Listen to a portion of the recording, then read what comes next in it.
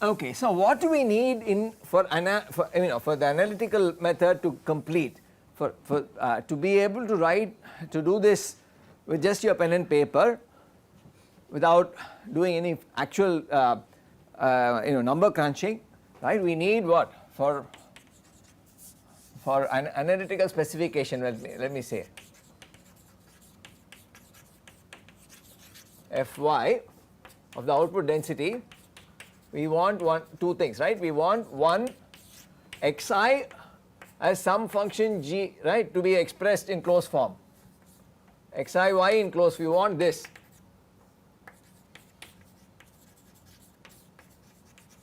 Xi as a function of y, you want it in closed form. For example, the roots of a quadratic equation, you know how to do that, right?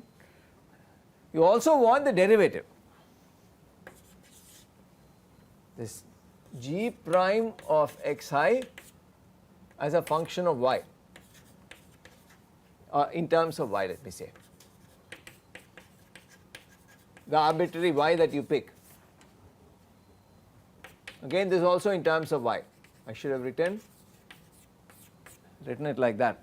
So everything has to be, in other words, this whole right hand side has to be in terms of y, that right hand side.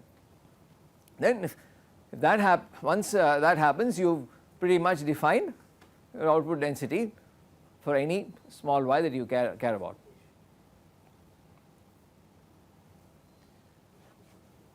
So when I mean analytic, I don't know if this is the right word to use or not. I want to specify it using a formula. That's what I mean, right, by that phrase out there. I mean, again, I didn't come prepared for a correct term. What exactly would you put there in place of that? For a closed form specification, let us say, if you do not like what I have written there. After all, we love closed form formulas, right? You want to know if y of small y is some well defined function of y. Here we want that function. We do not want some implicit stuff running around that we can't understand exactly. Right? So if you want this in closed form, you want right. Okay. So let us look at some examples which will abundantly make this very, very clear. The most again popular example is y equals x squared, or g of x equals x squared. Squaring is one of the age old signal processing functions that we do, starting with square law detectors, which used to be taught in some communications class at some point, but I am not sure nowadays whether it is ever done or not, but basically squaring, and actually what is done is, obviously, I mean, you are not going to square individual numbers as such. In a real life situation, you might square an input signal which is some f of t, let me call it x of t, right, or x is not just a single sequence of numbers, it could be a function of time, and you could obtain the random variable by sampling that x of t at different points in time. Again, that is very specific to electrical engineering, not specific, it is very common in EE. Right. So this is, so do not think of this as simply some, right, as I said, some isolated squaring. Of course it also works for that, but in practical application it comes as a part of a squaring circuit. Anyway, but we are interested in this memoryless operation, right. So what happens if this squaring element is driven by samples of or realizations of a random variable, right, and that of some variable capital X. So now we can draw exact picture rather than draw some funny up and down kind of thing. So first of all, as I said, you have to determine omega y, and omega y in this case is always what? Y has to be a non-negative random variable, right.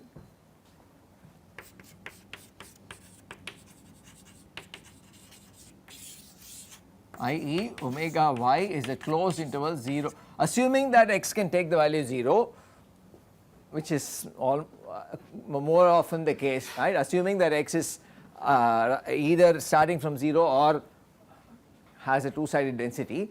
So this is assuming that, and you do not care about the upper limit, it can be anything.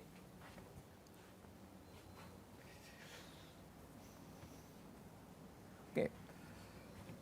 So this okay, so we will take some small y out here, and for this particular quadratic equation the roots are, you can write them in your sleep.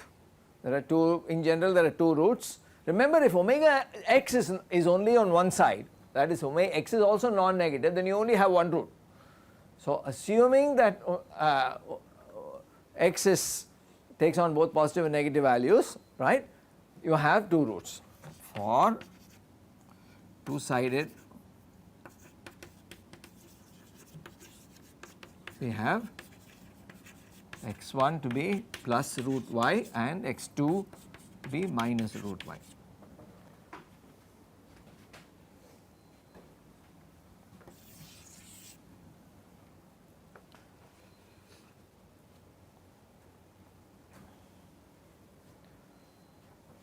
Okay. So that solves the first part, and the root, and so there are many of these things you can do independently of this, right. You can find xi as a function of y just by knowing g. You can also find this g prime of xi without knowing fx, sorry. So what is so we're interested in the slopes at these two. It turns out the slopes by symmetry in this case have the same magnitude. So g prime of x1 is mod of that, we are only interested in mod of that, is what, 2 x1 magnitude, right. Be very clear about it. X1 can be positive or negative, right, or I do not even have to write 1 here, I can put I. G prime of xi is magnitude of 2xi, which is, what is xi now? Magnitude of xi is just root y. Root y, remember, is always a positive root of y.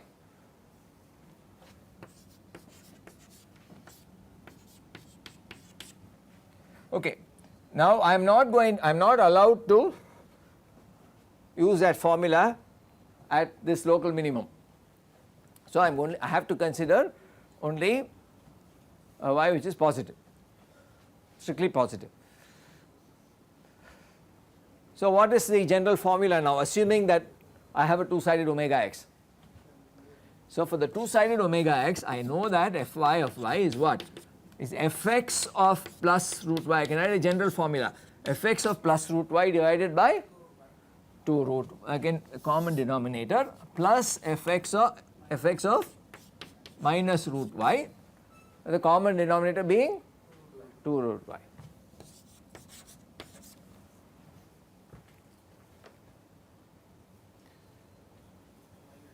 If you do not have a two-sided omega x, then okay, you can say this is going to become 0 anyway, or this will drop out and you will only have this.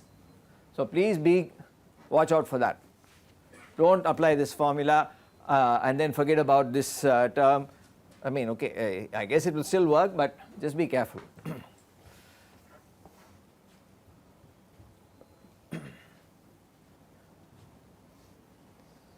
So we can take specific examples, like for example, supposing I want to take just one or two. I will take x to be the zero mean Gaussian, right. So here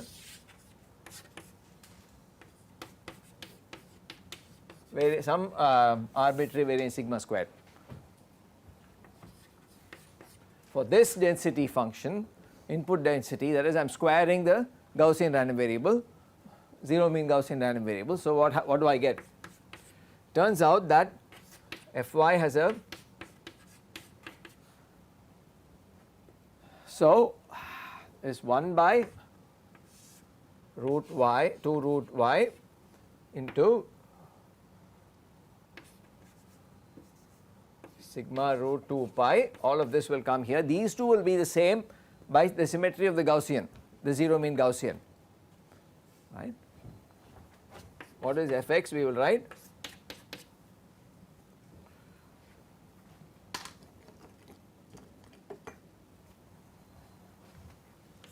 just to remind ourselves 1 by sigma root 2 pi x perf minus x squared by 2 sigma squared. So now I have x squared is y, isn't it? So what happens here? These two are the same, whether it is plus root y or minus root y. So I will get 2 of something. What will I get 2 of? I get 2 of x perf minus y by 2 sigma squared. So everything in terms of y, and obviously y should be greater than 0.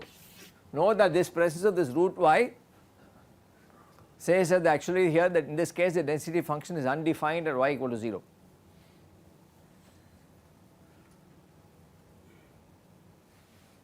Is this correct?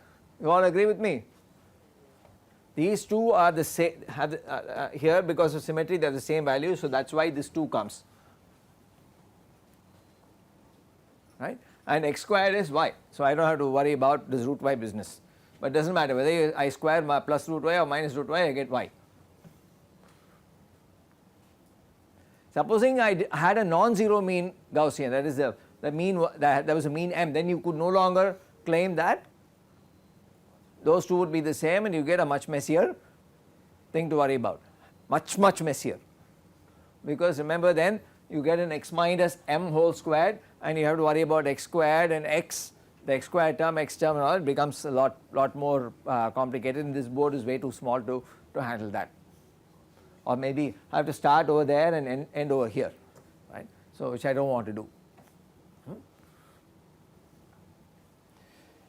Okay, so what I can do some slight simplification, these two will cancel. So this together becomes what, some sigma root 2 pi y. You can clearly take the y, that root y and the root 2 pi can be put together and write it like that. And it turns out that this is a special density function which is not normal, which is not introduced in the first round because it is not commonly encountered, but it is important anyhow. It is an example of a gamma density, right. There are two names for it. One, some people call it a chi-squared density function with some degree of freedom. I forget how many degrees of freedom they attribute to this. They also call it a gamma PDF. Names for this, let me say,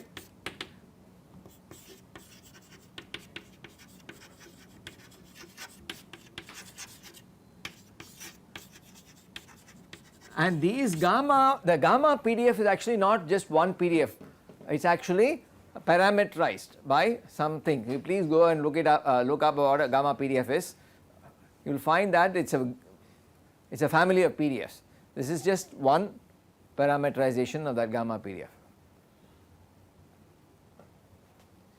In general, it uses the gamma function. You know, have you people studied the gamma function? So that gamma function will prominently figure in the PDF. So this is for one value of that gamma, that parameter.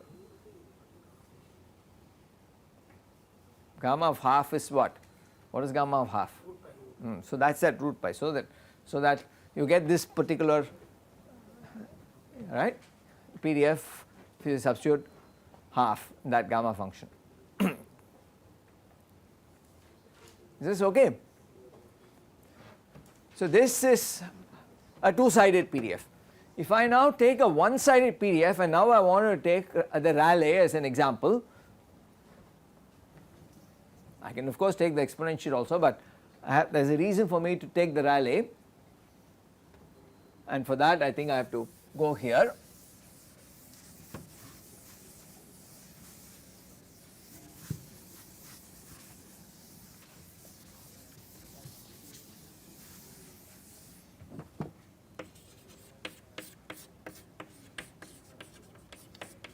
If it is Rayleigh with the parameter sigma squared, i.e.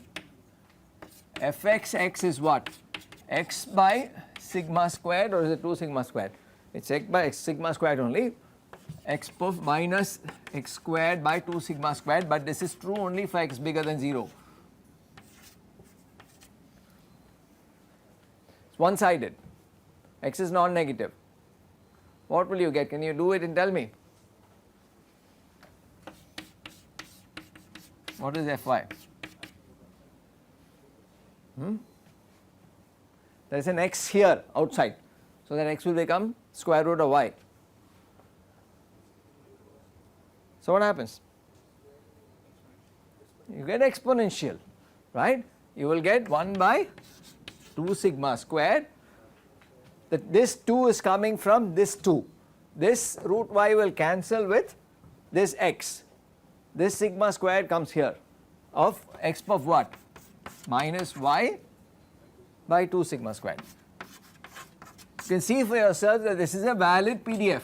And now I can write y greater than or equal to 0 because the offending value of 0 has got cancelled out. So I do not mind, right?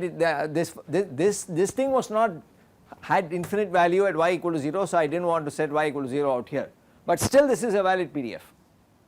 This is one more of those PDFs which shoots off to infinity while remaining valid. Here I do not have this exponential PDF, there is only discontinuity at y equal to 0. There is no problem about the ends of the discontinuity, right? You can say it's 0 for y less than 0 and it's whatever. I can assign it the value 1 by 2 sigma squared or the lambda. The lambda is basically 1 by 2 sigma squared. So we have this important property now, Rayleigh upon squaring becomes exponential. So you take Rayleigh, I can put Rayleigh square exponential. And what is important to note in such cases, the reverse transformation will also be equally valid. So what is the reverse transformation here? Root x or root y. So all these transformations work both ways. Why should they not? Right? So it works both ways. This way also it works. So any transformation pair that you derive, even there for that matter, works both ways. Excepting there you cannot, right? The problem is there if you take the square root you only get positive values, so you do not get the negative values of the Gaussian. So what you will get there will be the flip, I mean a Gaussian, we will talk about it maybe tomorrow, maybe I will finish it off today. We get the full wave rectified version of the Gaussian if you take the square root of that. What is the full wave rectified version? See, since we started late, right, unfortunately I have to go until at least 9:52. So let me so I want to finish off the full wave rectifier also along with this, right? So after all it's something which is very similar to squaring.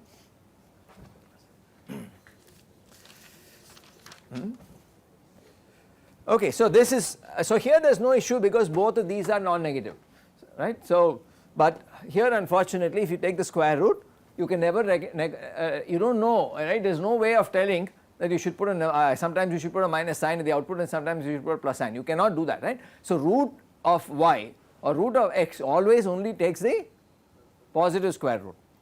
So if you see the function root x, y, right, you show your this is something is being burned into you, right? That it always means only the plus square root.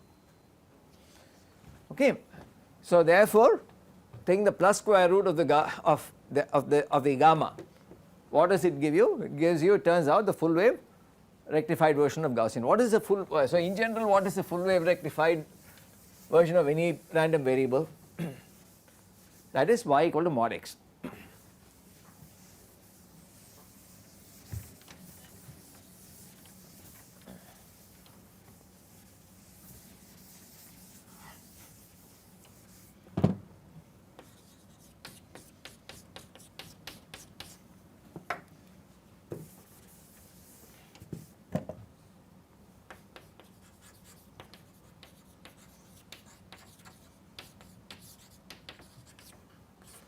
Ideal full wave rectifier. Why is it called a full wave rectifier? Because again x is some x of t in general, not just samples, individual samples. And you agree when you write x as some x of t that if you do mod of x of t, it's an ideal, I suppose nobody will find fault with that, right? So, here you have this. I am not, for lack of time, I am just doing, right, not drawing it that precisely. So, y equal to x here and y equal to minus x here. So, once again here at this point I do not have a unique slope at y equal to 0.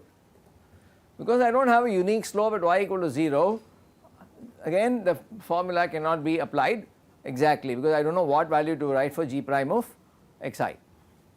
But again it does not matter, it is only one point. So, I can write the density function for all y not equal to 0, and that is enough. What value I write for the density at one point y equal to 0 makes absolutely no difference, because the density functions are always integrated to find probabilities.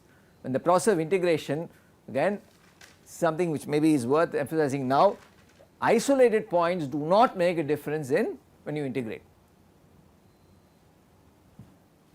right, and actually that is a deep measure theoretic statement or whatever, some real analysis statement. If you take a maths course, they will go hammer and tongs at this, right. The isolated points are a set of measure 0 and so on and so forth, and so they treat, they make a big deal out of this kind of thing, right. But here we just say that we do not care about. So, what is Fy? So, it turns out that it is very simple.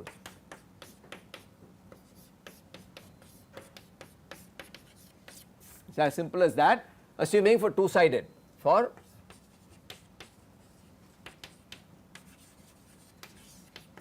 why do I get this very simple statement? Of course, I have to say y greater than 0. How did I get this?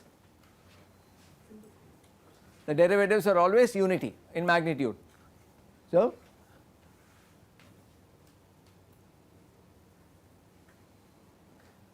if I push the Gaussian through, I mean I am not going to write all that, but it becomes clear, right, what you will get for two sided symmetric two sided like the Gaussian. If x itself is one sided, then Fy of y will be equal to Fx of y. If x is non-negative, then the Fourier rectifier does no change at all, and input will be equal to output. Okay, so I think I want to finish off this.